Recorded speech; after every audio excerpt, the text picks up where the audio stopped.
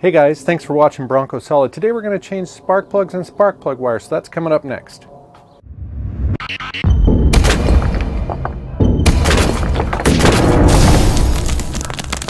Bronco Solid. One of the tricks to this is doing one wire at a time, so that way you don't get it mixed up. They all have to stay in the same firing order, and if you do it this way, one at a time, you won't mix them up. You want to pull the old spark plug out, and you want to make sure you use a spark plug socket to do that. This socket has a piece of rubber down inside of it so you don't break the ceramic on the spark plug.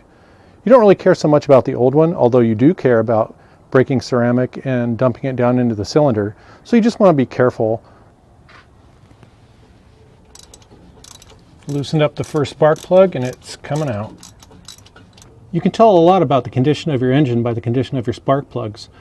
I'm going to make sure that I keep these in order so I can remember what cylinder they came out of, because I want to analyze this later. This one looks like it's been running a little bit hot.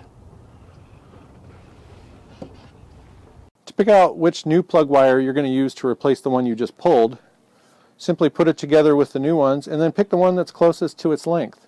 You see we have different lengths here for different cylinders, so just get the one that's the closest.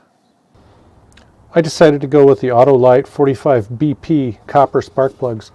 They don't last as long, but they actually do perform a little bit better. Since this is a classic vehicle, I don't do a lot of driving with it, I'm totally willing to get less mileage but better performance out of these.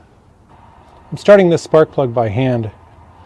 You really don't want to cross thread these, so you'll get it started and screwed in hand tight. I can feel the threads have grabbed just fine right there. Then I'll torque it to specifications. Now I'm going to apply a little bit of dielectric grease to the inside of the boot. Basically what the dielectric grease does is it keeps moisture from getting in there and preventing you from having a good spark. You can check out my friend's video here where he talks about dielectric grease.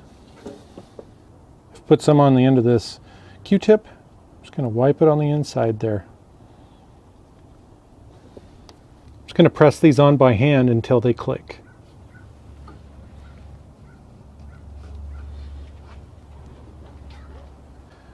I'm going to continue the process one at a time so I don't get confused as I remove and replace them. Okay, the last step is you just want to make sure that your wires are organized, that they're not flopping all over each other, that they're not against something that can burn them, or maybe a moving part that can rub through the plastic on them.